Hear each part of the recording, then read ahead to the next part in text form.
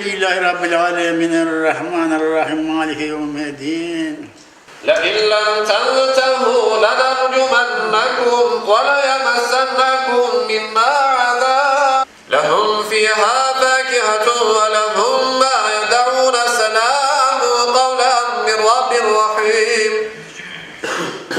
وامتازوا اليوم أيها المجرمون ألم أعهد إليكم يا بني آدم ألا تعبدوا الشيطان إنه لكم عدو مبين ويقولون متى هذا الوعد إن كنتم صادقين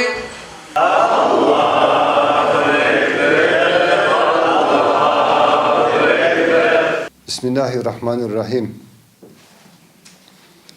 Saygılı Müslümanlar, aziz kardeşlerim. Elbette bu dünya kimseye kalmayacak bir dünyadır. Hepimizin bu dünyayı terk edilecek bir hayat, doğumdan kalmayan mutlaka ölümden de kalmayacaktır diyen sözümüz haktır, gerçektir.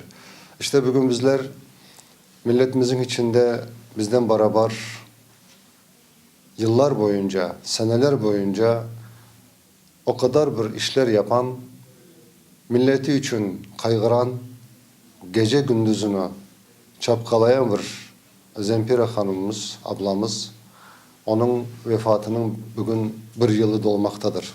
İşte bugünkü bizim yaptığımız Kebir Camii'deki topluca bütün milletimizden birlikte onun bir yılına anmak ve ona dua etmek, Yasinler okumak, hatim dualar etmemizin en büyük amacımız, en büyük birinci isteğimiz oydu ki o insan unutulmadı ve unutulmayacak demektir.